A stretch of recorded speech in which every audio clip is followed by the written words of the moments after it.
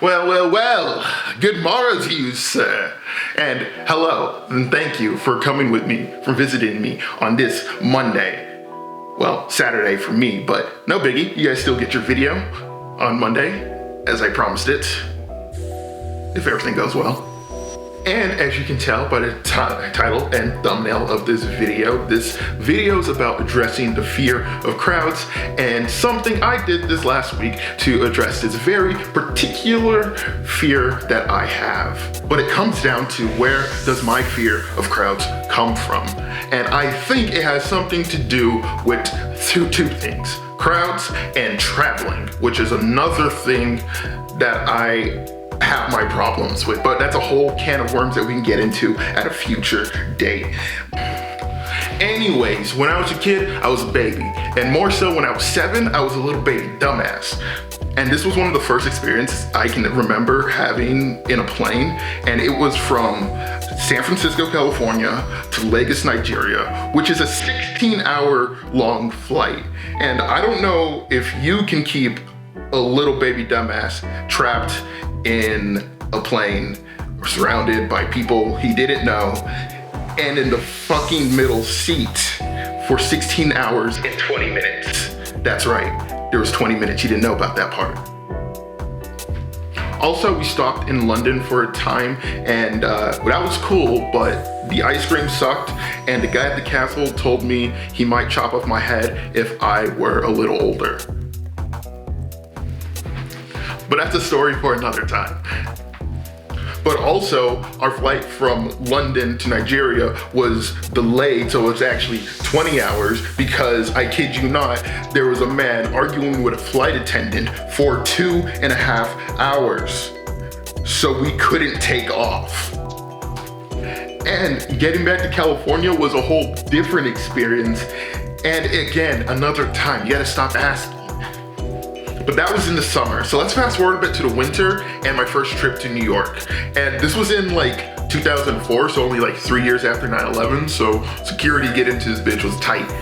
Like they had that city on lockdown. You can probably guess getting there wasn't a very pleasant experience for little babies. For little baby dumbass. Anyways, New York, first time. Little baby dumbass gets to see his relatives. Little baby dumbass gets to see the Statue of Liberty. Little baby dumbass gets to see the Empire State Building. Little baby dumbass goes to New York, Times Square on New Year's Eve. Little baby dumbass gets lost in crowd in New York, Times Square, New Year's Eve.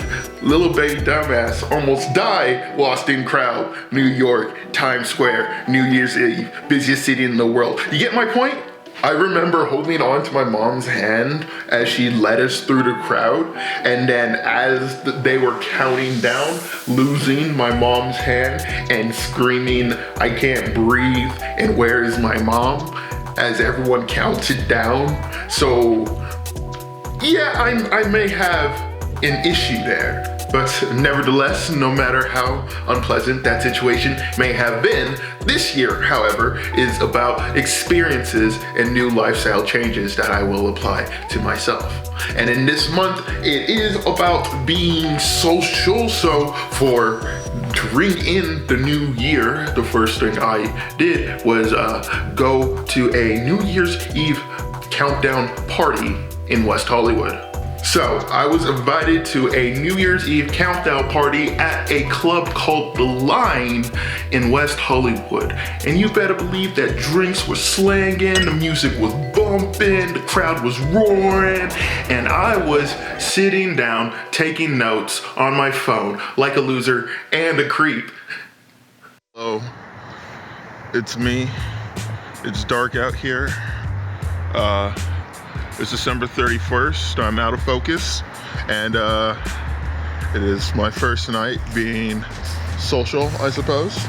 I am going to spend New Year's with my cousins at a hotel called The Line.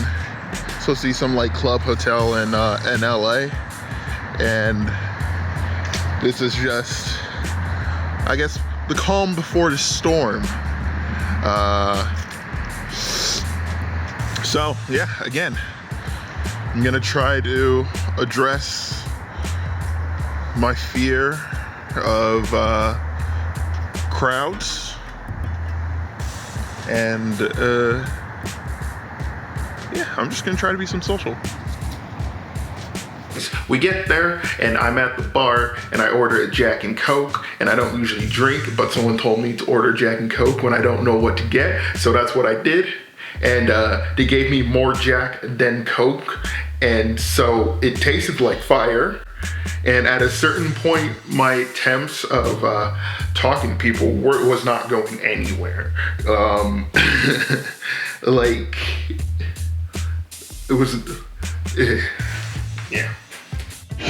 Not sure if you guys can hear me, but it's like 30 minutes to New Year's, and we're out here at the lawn, just hanging out. Super uncomfortable right now, but we're gonna work through it.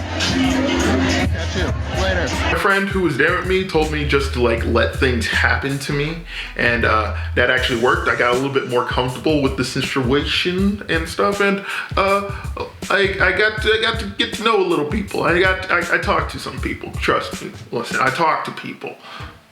Okay, I talk to people.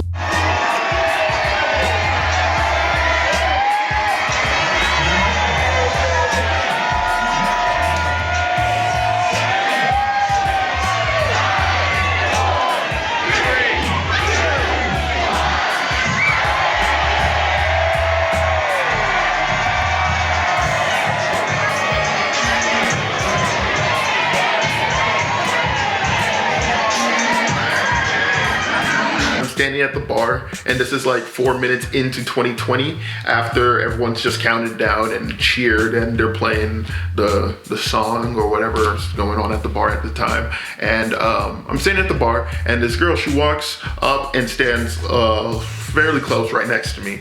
And so I was like, so this is one of those opportunities where I'm gonna go in and talk, because we're both there by ourselves.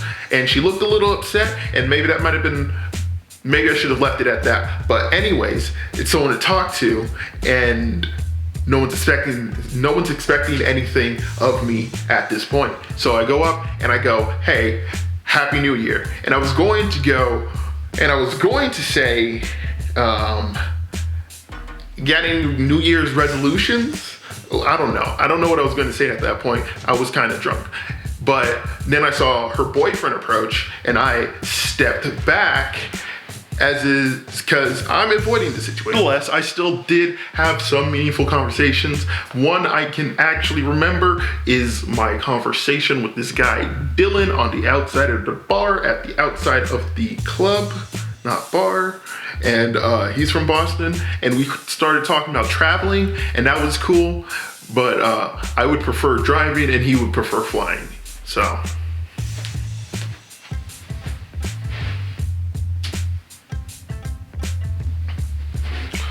So all in all, within the 4 hours I was there, I had about 3 interesting conversations and interactions with strangers at the line.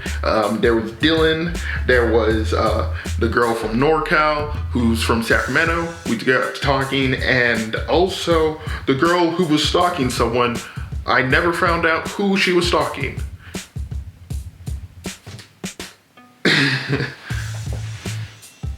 And the girl who was stalking someone, I never found out who she was stalking. Situations, rather to be comfortable with myself, and then within that,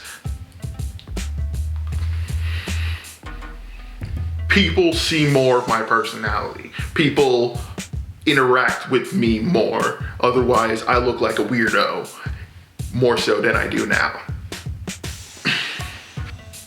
Anyways. All right, so that's it for this video, this week's video. More on my social challenge on next week, where I talk about rejection.